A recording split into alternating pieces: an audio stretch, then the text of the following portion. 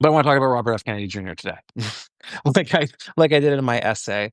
Not because like I want to like attack the man. Like this isn't going to be like a video polemic. I actually want to like just like talk about him as a social phenomenon and like what like I think he represents in our politics. I think it's actually like deeply concerning what he represents. Something that goes far beyond, the mere fact that Robert F. Kennedy Jr. is the um, HHS secretary in the United States, the Health and Human Services secretary, which in control, which is responsible for like a whole variety of federal programs, and including the Centers for Disease Control and the National Institutes for Health and the Federal Drug Administration, basically anything to do with like stuff you put in your body. Robert F. Kennedy Jr. as the czar of. Um, I mean, I don't suspect anyone will be surprised to hear that I think it's absolutely batshit insane that RFK Jr. Sits in that chair for reasons we'll get into in the next hour or so. I got to keep it to about an hour because I have to get to the airport. So, um, RFK Jr. But actually, the point about talking about RFK Jr., as I said, is to talk about what I think he sort of represents as a social phenomenon. I don't think that he is a cause. He is a symptom of our what I might call our epistemic condition, socially. And I want to talk about what that means because, like, I think that I haven't really done much like pedagogy on these Substack lives, like in terms of like sort of the more philosophical side of the stuff that I'm working on. Um, but like maybe here's where we start this conversation. I think that there's a if you read my stuff, and almost all of you certainly do because you got notices in your inbox that I was doing the Substack live, so you read my other stuff and you're here to follow me. So I'm assuming you're familiar with the fact that like I think there's like a serious problem in our society, and that problem is that people don't really have a sense of shared meaning. They don't have a sense of a shared story that connects them to their community and to their nation.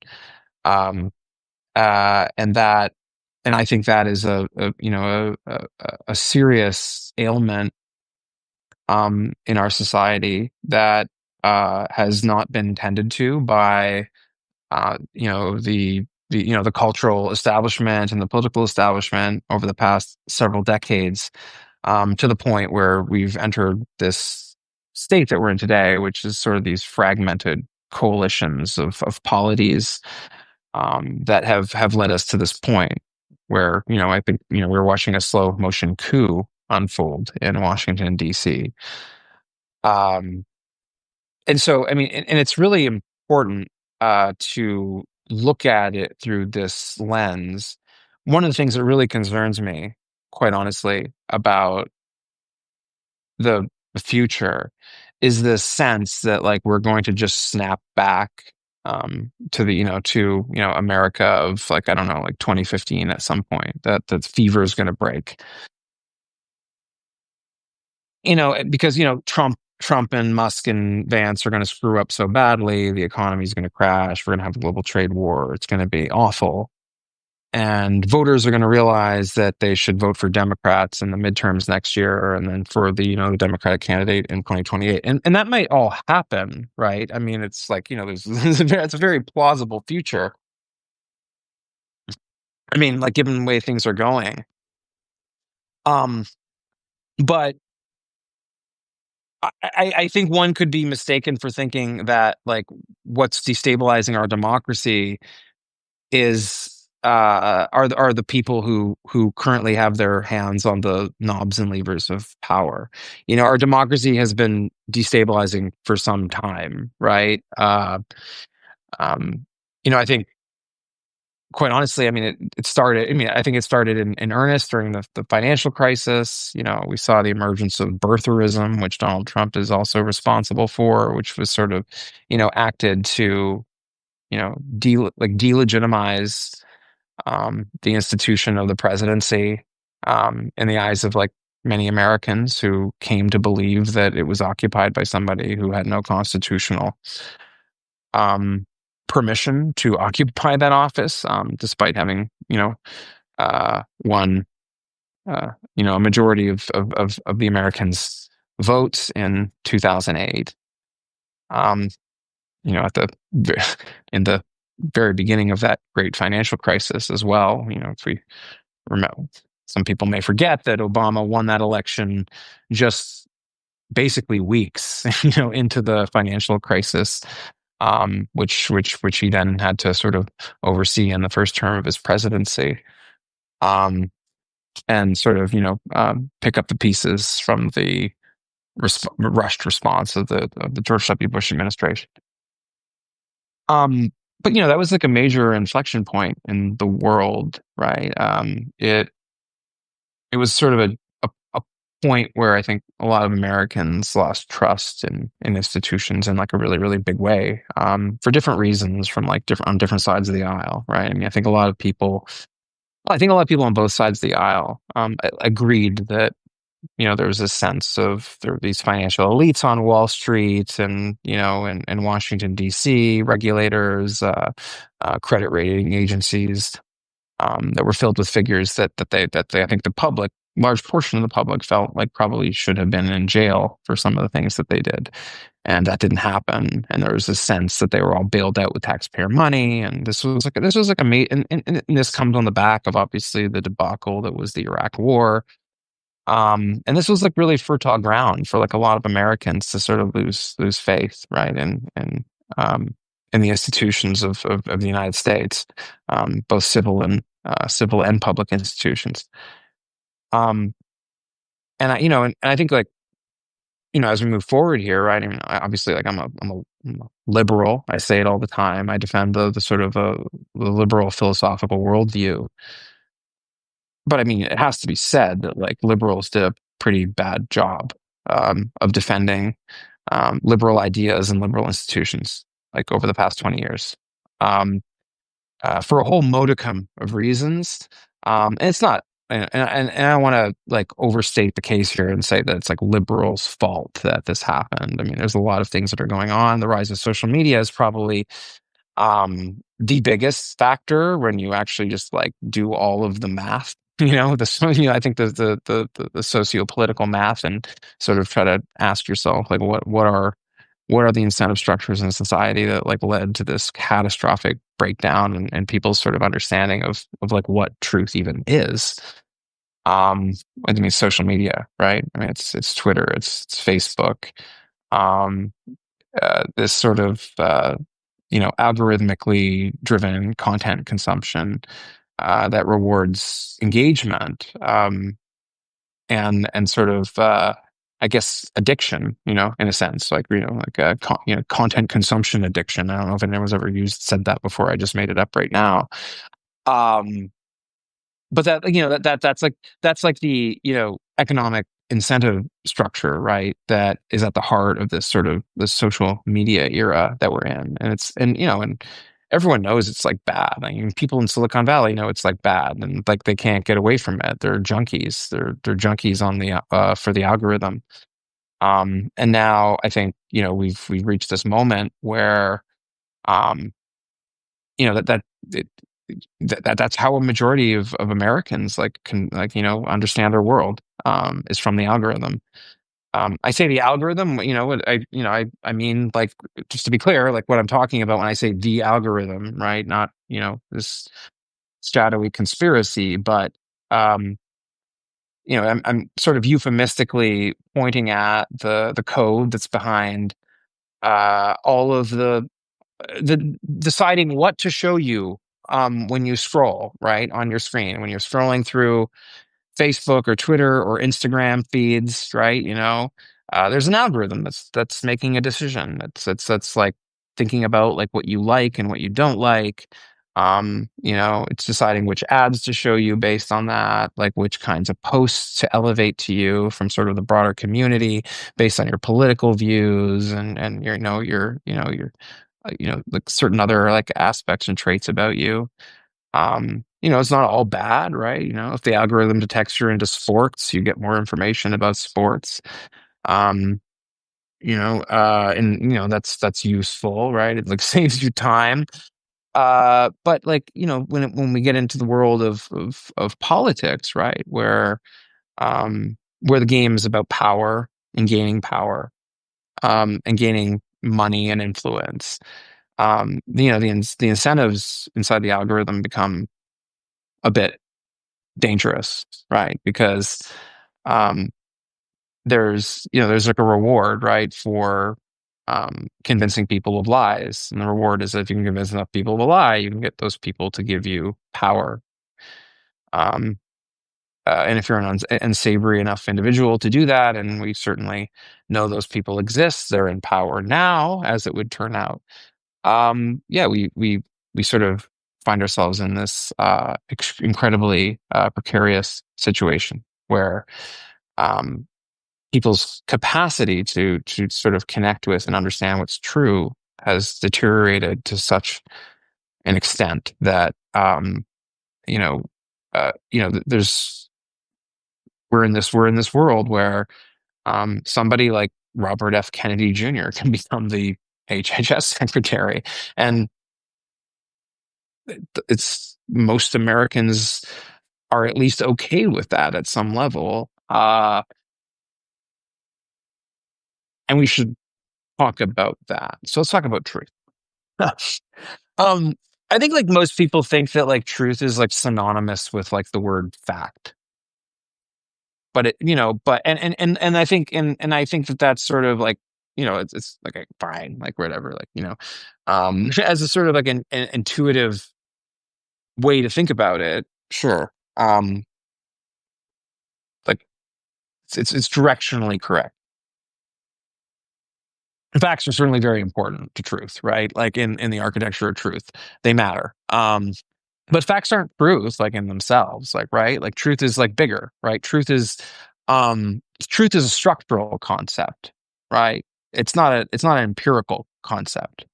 Uh well, this is my stance anyways. I'm sure there are different philosophical schools of thought. I'm just going to talk as this mine is correct because I'm defending that position. Um, but my position isn't like radical or anything, right? I mean, my position on like this tracks with sort of, what you might consider mainstream like philosophy, um, and like a great deal of sort of like people in the sort of scientific community.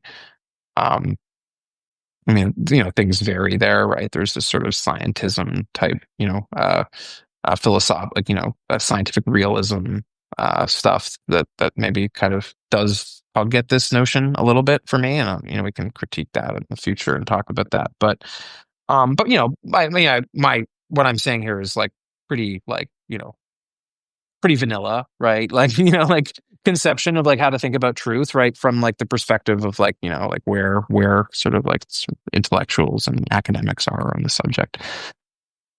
Um, so it's a structural thing. Um, and so there's different like types of truths, right? There's like we mentioned like one type of I guess of truth, right? Is like an empirical truth, right? It's something that um can be. Let me put do not disturb on here because I'm having things come through while I'm talking and I don't want to be disturbed. Um, and so we're on empirical truths. Um, yeah, I mean, that's the realm of science, right? Like, if I have like I have keys here, right? If like I drop them, I say, if I drop this pen, it will fall. It fell, right? We did a test empirically. I mean, that was a empirically like verified truth, right? We all understand this. We all took, this thing, learned about the scientific method in high school. Um, like that's kind of, yeah, it's kind of truth. And then, there's what, we might call it a coherent truth. This is the layer of truth where ideas hold together, right? It's where logic lives. It's the domain of law and philosophy. It's not about measurement. It's about how things fit together. Um, and it asks questions like, does this belief contradict itself? Um, or is this logically sustainable? Right? Like, and so within that, those are coherent truths. And then there's sort of this other category, which is like super important, right? And in fact, it's like kind of like the way in which we like arrive at all the other truths, which is sort of the testified truth. Uh, this is the layer of witness, of memory, of narrative. Um, it's like it's somebody standing up and saying, like, I saw what I saw. I read this thing. I performed this experiment. I'm an expert on this subject. Um, and I remember this, and I can testify that this thing is true. Testimony. We actually learn like mostly through this way, right? When you're in a lecture hall, right, and at a college or in a classroom, you're listening to the testimony of that teacher. Or if you're reading a textbook, you're reading the testimony of its author, as to like what the truth is. And so we learn through testified truths, sort of in the social realm. Um, and these are like kinds of truths, right? Like like unto themselves, like when you actually like think about them. Um, and like and kind of like what we sort of think about as like the capital T truth, right? Is sort of um how it is sort of like the thing that's true about how it all fits together, right? All of these things. Um, so truth isn't data. Truth isn't data. It's coherence. It's memory, and it's testimony. Um, it's not just a claim. It's a commitment, right? When we say that, it's true that you should take care of your children, right? That doesn't sound like an offensive thing to say, but like think about that for a second. It's true that you should take care of your children. Like what is that? Like think about what that sentence means, right?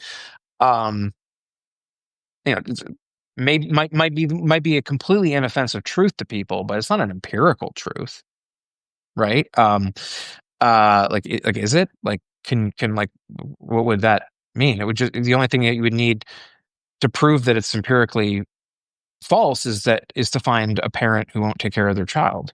And we find those children all the time. It's like, well, we have like child protective services, and like, why we take kids away from parents who are a danger to them, right? Like, I mean, so that can't be empirically true, right? But like, it sounded like a really good thing to say, right? I mean, and that's what like we get into with sort of this idea of like normative truths. Um, and these are subjective. They live in the domain of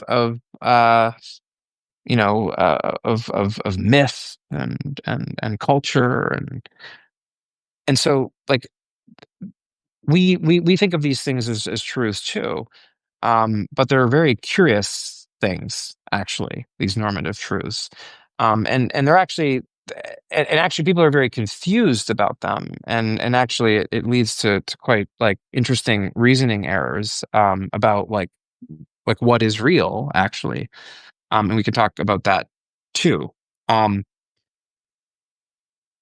I would argue, and I would, and I would say, and I do say, and I'm not the only person saying this, right? There's like, you got like people like Yuval Noah Harari, who's like out there, and Applebaum, and Sam Harris. You have all these people who are kind of talking about this sort of like crisis of sort of like, shared truth.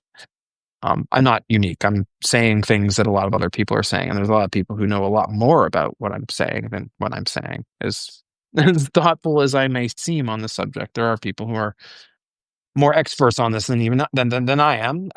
Much more developed in their understanding.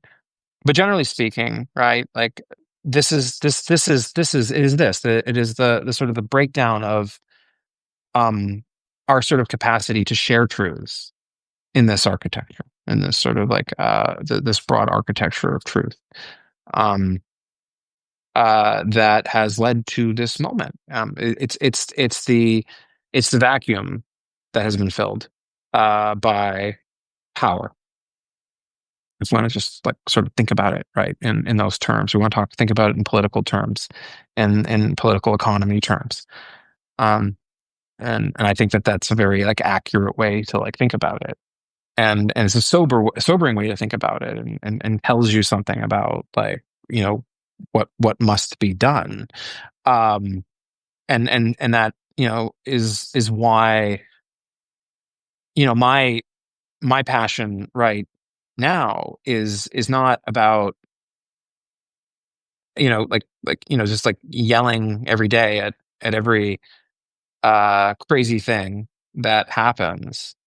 It's about like trying to I'm trying to do a few things, right? Like given my belief that what I just described is the nature of the problem in our democracy, is give people a grammar, one, to talk about what is happening, to understand it, to understand like what is reactionary politics. Let's give a word to it, right? And have people be able to put that category in their head, and understand that that means like people like these like like Peter Thiel, and like and Elon Musk, and Balaji Srinivasan, and like people like this, and like understand that like that this is an ideology, what they call themselves in many cases, like NRX, which is sort of short for neo-reactionary. That this is an ideology. Like let's like I aim to make the American public aware of that, and understand that that category exists, and that they should understand what that category is and what it represents, because there are people who are organizing around that idea, and the fact that they are organizing around that idea, and they have gotten so far as to bring that idea all the way into the West Wing, is something that is like deeply concerning. And so I'm trying to at least give people the architecture to describe it. I think that's really important, because once you can describe it, then like you can start thinking about like what you're going to do about it, and you then have a language to talk about it. Um, and you can start to think about like what are their motivations, how do the motivations of these people um you know uh, uh potentially challenge my motivations. Like my motivation is to live in a free and peaceful country. Is that their motivation? I don't know. And if you don't think it is, then you should of course consider consider what you want to do about it, right? Electorally or otherwise.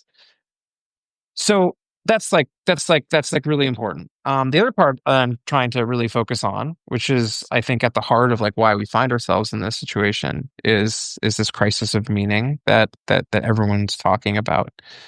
I believe, like my stance is like just generally that humans generate meaning through storytelling. Um, and I think and not always through like like sort of storytelling sort of the past, or sort of just like like nonfiction stories, but like we understand like meaning sometimes through things we through fiction sometimes, right? Like like we I think that this is something that might be this is like where like me and May, like the scientism people like kind of part ways, like the scientific realists who are sort of like very scared of like what I'm about to say, which is that I think that a lot of humans derive meaning uh from fantasy and myth. And that doesn't necessarily mean like, if you watch a lot of Star Trek, or you read Lord of the Rings, or you read Harry Potter, right? There's moral lessons and there's like moral features about those like mythologies that I think for any of you who've like ever sort of really gotten into like a sort of a mythological framework where it's, whether it's like Tolkien or or even like something like Battlestar Galactica or Game of Thrones, you become emotionally invested and you have a sort of a strong sense of sort of like the moral features of that. Sometimes movies make us cry. Sometimes we find ourselves angry at something that happens in the story, and that's because like these things are um they're directly talking right to our sort of sense of like right and wrong and like and justice, and that's like a kind of truth, right? And so I argue that these stories, right, these like mythologies sometimes actually contain like really important truths that we should tend to. We can understand that these are just stories that there isn't really a ring of power, right? That and there aren't hobbits and elves. Um, but there is there yeah, there's like truths, right, about humanity, right, in Tolkien's work, right? And the corruptibility of of the man's heart, right? With the allure of power, right, which is sort of this sort of underlying theme. We're living through that right now, right? I mean, like and so like that there's like a truth there, right? And so I think like like stories like Lord of the Rings, right? Like can like are like they're important. They remind us of a truth like that power the idea that power is really seductive and that it corrupts you and that and that this idea that we should forbear reaching for that ring of power and that we should cast it into the volcano so nobody can wear it, which is kind of what democracy is, right? In a sense, we're saying, look, we're not going to take a risk that maybe we have a benevolent king now, but we're not going to take the risk that we have a mad king tomorrow, or find ourselves like in a dictatorship or in a that becomes like a monarchical over generations. Um, yeah, we want to throw the ring. We want to throw the ring into Mount Doom, and we want to. We don't want anyone. We don't want the ring of power to exist. That's what like a republic kind of is. So I think mythology is important, right? That's like I've just sort of like just kind of demonstrated to you how a mythological truth can kind of like directly translate into real life. And so I think stories are important. Um, and it's like a big part of my project, and it's like why I do all this sort of mytho-poetic writing on Notes from the Circus. It's playful and fun, like at some level, but it also is like a way of like communicating these truths into ways that like people just sort of like understand, like viscerally, like through their sort of like the emotional language of their mind. So that's my little explanation as to like why I do all this eccentric mythopoetic stuff. It's like it's like considered. It's not it we need more of it, quite frankly, and we've always and we always have, right? Like we always have needed it, right? And religion can sort of like play that role, but so can secular mythology, right? I mean, I'm sort of like agnostic on this, really. I think that humans should like should look at sort of mythology as a way to construct meaning. It could be self-aware. You can know it's bullshit, but it can still touch you, just like Lord of the Rings touches us, right? Um, and like and also like I mean, like it can be religious. It can be something that you believe, right? About metaphysics. I mean, I'm not here to proselytize to anybody on religion. I think humans like need to find meaning, and it's like a central part of my project. Um, for Robert F. Kennedy Jr., I keep burying the lead. I keep just like I bury the lead and then like just like never get to it. Um, hit. I've sort of kind of described like the features of sort of like what what truth is and like talking about mythology. This is talking about epistemology, by the way. That's what this is. Like, so, like, as I'm talking to you, this is an epistemological conversation I'm having to you. I'm talking to you about like truths and and like what knowledge and ideas like are. That's epistemology. That's what this is. We're talking about epistemology. Um, See, it's not as boring as like as it sounds when you hear epistemology. You're like, this is gonna be really, really like boring, scientific-y, crazy philosophy sounding thing. But no, these are like actually like pretty relatable things when you like stop and think about them, right? Um, and like another like important like feature of my like epistemological view, and I brought this up like time and time and time again, right? Which is David Hume's famous guillotine, the is-ought problem. Um, and it so it it is this is actually a central feature of my like grand praxis, philosophy, philosophical project, and sort of the tension that exists in Hume's observation that you can't derive an ought statement from an is statement. Well, what does that mean? Um, well, I think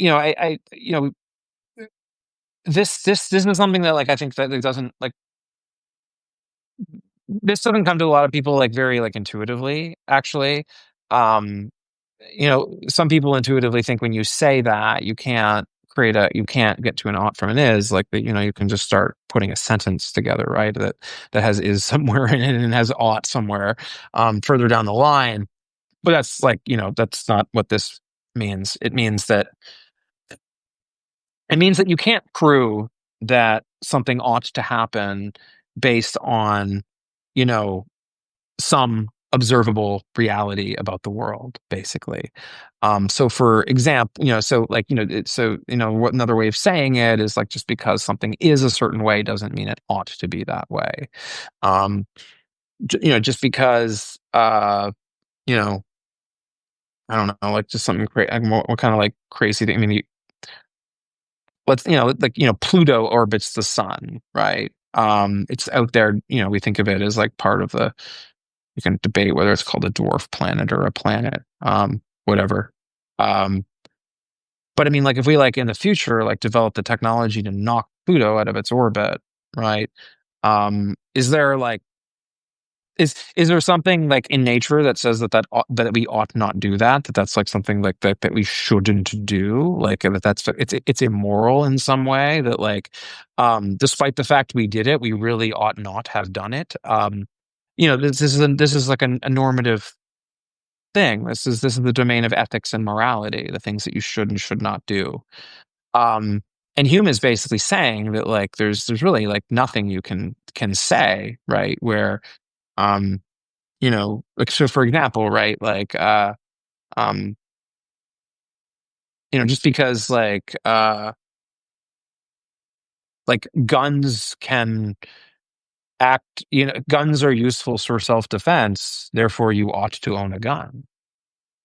I think a lot of people who think we should have more gun control would hear a statement like that and think, wait, what did you just say? So I mean, that's like an example of like of Hume's of the problem that Hume is pointing out, right? That like just because like that, it almost sounds like that makes sense. Like a gun can be used for self defense, therefore you ought to own a gun, right? That that sounds. It's actually like it's not even an illogical statement, but I need to like turn my lights on. I don't know why they're all going out. Um, just because a um you can observe that from your point of view, well, we can actually even go deeper into like what the problem is here. So if you say something like, guns can be used for self-defense, therefore you ought to own a gun. Well, I mean, like, so there's something in that statement that we might call a normative embedding. What is that normative embedding? Well, The normative embedding there is that, well, one, like you might not even notice it, but like guns can be used for self-defense. So what is self-defense? Well, it's like the ability to protect yourself, right? Well, there's an embedding in there that you ought to protect yourself. It's an unstated um it's an unstated normative embedding in behind the meaning of the word. But technically it's like, is that universally true that all humans should defend themselves in all cases? I don't know. Uh, what if like, what if it's a child? What if it's a little kid like hitting your leg, right? Um, should you defend yourself or just let the kid just kind of like hit you, right? It's not really harming you. So, I mean, like all of you go down into these sort of like this normative territory, and it always gets fuzzy like that. And what Hume is saying with the is-ought distinction is like you'll never be able to sort of just justify that thing ought to be true based on like an is statement. Um, and you can see this as we start to like tease apart this sort of like problem of like, if you ought to defend yourself. Well, we just found an example of a case where you ought not defend yourself because you actually might do more harm than good by defending yourself in that situation. And so like, okay, now you have this sort of case. And so now that top statement that we did has like a big problem. It has a incoherent property about it now, right? And what Hume says is that like that will always happen when you try to get an ought is from an is to an ought. You'll always be able to find that normative embedding, and it will all fall apart on you. And you won't be able to sort of prove with science and logic that ought thing is true. That's Hume's guillotine. That's the is ought problem. And this is like a poorly understood thing, by like the average person. But it's, when you start to kind of understand it, it's like very profound. It has, religious people like, who think that morality is derived from a higher power, right? Take offense to this, to this view, right? Because they believe there are moral truths that they're assigned by God. And I'm not saying you can't believe that. I'm not arguing with that position, but I'm saying, like from the perspective of like, you know, the empirical world, like you can't like measure your way to an ought statement. This is in fact like the sort of the central feature of like what I think is very dangerous about this sort of techno-fascist thinking. They don't believe that's true, right? They believe that like what ought to happen is something that can be measured. It can be measured through economic value, economic efficiency, whatever it is, like some like production, increased production, increased energy, like increased amount of like material wealth, right? Like some measurable thing. They think that there's a world out there where you get enough AI and robots and they can just like optimize that problem. Well, my position is that like that's bullshit, right? Because any system like that has to have a normative embedding somewhere. You have to have made a sort of a decision about like the constraints of the system. So for example, like so if you say that like we're going to create an AI that's going to run our economy for us, and it's going to decide, you know, like how to allocate like resources, like you know, who gets phones and who gets trucks and who gets cars and all this other stuff. um, you have to first assume that there's trucks, cars, and phones. Well, who decides? Who decides what available products there are? Is it the AI or is it the people? Right? It's not just a supply and demand problem from sort of like this idea of like a fixed set of like preferences for goods. Things change over time, right? Like new technologies become available, and then people want that new technology, and they stop using old technologies. But a lot, and some people like to use the old technology because they're more familiar with it. Um, I mean, this is like why like this idea that like we can just like use math and science to optimize society is a fundamentally incoherent and bullshit concept. We can't do that. We can't do that. And it's like a hard constraint on like the on sort of sort of the nature of knowledge and truth, right? Hume's guillotine. That's my position, anyways. Which then, bring but that's not to say that like science is bullshit, which brings us back to R.F. Kennedy Jr. Because like insofar as something can be empirically tested and to be true, right? If we have like studies that prove the efficacy of vaccines, like I mean, the MMR vaccine works. Like I mean, we don't need to debate this. It's been tested by not just the United States, but like the European Union and India and China and Australia and Canada and Japan and like all these countries have done their own independent studies for decades, and we know it's a completely safe vaccine and it eliminates the risk of measles. And there's 2 kids dead now, right, in Texas, from measles on 2 unvaccinated kids. And we now have like a HHS secretary who's saying, well, I mean, maybe we should give them cod liver oil. I mean, this is madness, right? I mean, children are dead. Like we haven't had kids dying of like measles in like decades. Like I mean, and now we have like we are having measles outbreaks in Texas, and we have a HHS secretary who says, "Yeah, that's all well and good that we have dead children, but like the vaccine is worse." And people just like believe this. Um, I mean, I don't know anyone who's died of the MMR vaccine. As for the sort of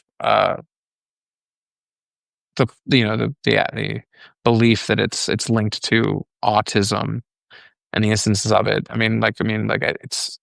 It's madness, right? I mean, the scientist that first proposed the link between the MMR vaccine and autism has retracted, his hypothesis. And yet, the conspiracy theory lives on. So I mean, it's a this is an example of complete epistemic collapse, right? People have lost the capacity to understand truth, right? And we talked about earlier how we do have to rely on the testimony of others. Like I don't know, um if the apocalypse comes and I find myself having to help someone fix a jet engine, like I'm gonna listen to the guy who says he's a jet engine engineer, right? As I'm, passing him the tool, not verifying things for myself. I mean, at some point, right? I need to rely on the fact that this guy seems to know what he's talking about. I'm gonna go with him on this, right? If I'm going to court, right, and I'm not gonna argue my own case, although I think I would do, I think it would be fun, right? I mean, I think I think it'd be fun to argue my own case. You could probably tell that I would have fun at that, but I'm smart enough to know that I don't understand the procedures in a courtroom and all the other things that the judges like and don't like and all this stuff. And I'm not navigating that on my own. I'm going to have a lawyer do that. And if I, have to, if I have a medical ailment, I'm going to go to a medical doctor to do that. If I'm going to go on a plane, I hope the plane has a pilot's license, right? I mean, this is but we literally we've reached a point where we have a guy who's basically suggesting that he has more expertise on the subject of vaccine safety than basically the entire international medical community, and is recommending that we deal with measles with cod liver oil. I mean,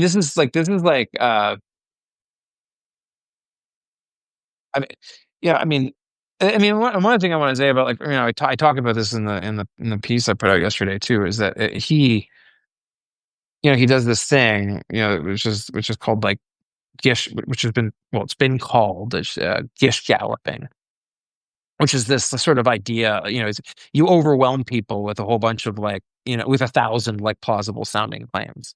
Here, I'll try to do it now. I'll try to be like RFK Jr. I'll just make shit up, and I will see how plausible you think it sounds. I'll say like, actually, like, I don't think that you should, I actually don't think that you should drink Diet Coke. There was actually a study in Sweden, like just 2 years ago, that actually showed that middle-aged people who drink a lot of Diet Coke, actually, their hair, they've actually shown like a statistically significant finding that that your hair will gray more quickly in middle age if you drink a lot of Diet Coke. Yeah, it was out of Sweden. I just made all that up. I mean, this is like, and I could just like keep going, and that's like what RFK Jr. does, right? Like I like none of that is true. Like everything I just said is complete bullshit. I made it up as I went along. And like that, just people hear that with him, and they're like, wow, he knows what he's talking about. And he just does that, and people have shown this. Like he'll like say things like that for like 20 minutes straight, and then when fact checkers go and check it, it's like either all taken out of context, completely made up, right? Or he's just completely like misrepresenting what the study actually said. But he does this. He gish gallops like through all of these things, and people believe it. It's insane. Um, so yeah, I mean, like expertise is like, of course, it's an important like heuristic to sort of understand if like somebody knows the fuck they're talking about. Like, how can it not be? Like, I mean, so we've you know we've reached like complete crazy town. Um, and people's sense of like what truth is now is just like the is well, it's what it's always been. It's the testimony of people they trust. And as we said, like we've learned most of everything we know through testimony. Most of it actually, right? Like I mean, sure, like we learn not to bump into walls on our own when we're kind of growing up. Like we learn these sort of like basic corporeal skills, right? But like when it comes to sort of the social realm and how to live in reality, like how to be an adult, how to pay your bills, like we learned all that through testimony, right? That's like sort of the lion's share of like the social life. Um and so you learn through the testimony of people you trust. And if you trust Robert F. Kennedy Jr. As your preferred source of what's true in medical science, as like some relatively large percentage of the American public does, they're just literally believing stuff that is made up, and that's crazy. And they've chosen to trust him anyways. And once you're in that world, it's like, well, how do you disprove it? They think he's the authority. Um, so yeah, that this is like epistemic collapse. And this is the situation we're in. And this is why like this idea, this thinking about this stuff, right? Thinking about this topic of epistemology, that big sort of scary word, and sort of thinking about the nature of truth and how knowledge and truth is structured is like such an important conversation, and is at the heart of like my project. And I'm trying to come up with approachable language that people can use to understand these things. And I think it's important that they understand these things, especially in the age of AI, because, like, well, I mean, AI is like, well, it literally is like the kind of the science of epistemology in a sense, right? Like, uh, and understanding sort of our relationship with that, and how meaning and truth works.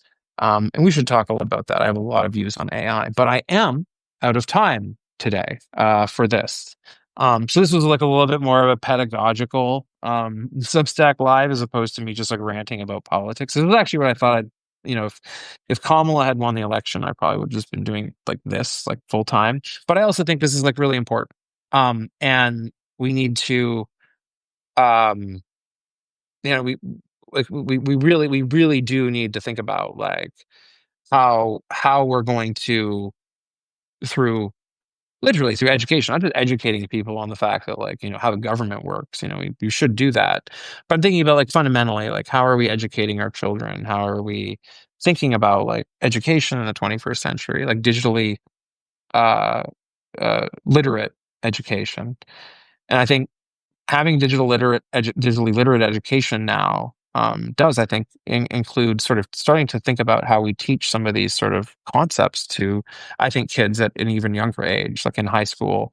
I don't think you have to kind of like, get into all the nitty gritty details of this, but actually thinking about like what is the nature of like a true statement, like what goes into something being true, like what is that capital T truth? It's made up of all these different things, and I think kids can understand this. I think kids can be made to understand this, and I think they should, because I think ultimately we want people to think for themselves, not to have other people think for them, and to give them slogans on which to sort of, uh, you know, uh, you know, like be a simulacrum of thought, which is what a lot of political sloganeering is. It's not thought at all. It's just a sort of rote repetition. Repeat what the leader says.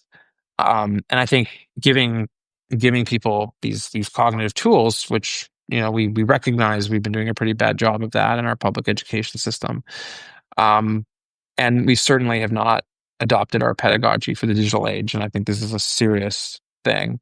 I don't know. Maybe I'll spend more time thinking and writing about this in the coming months and years.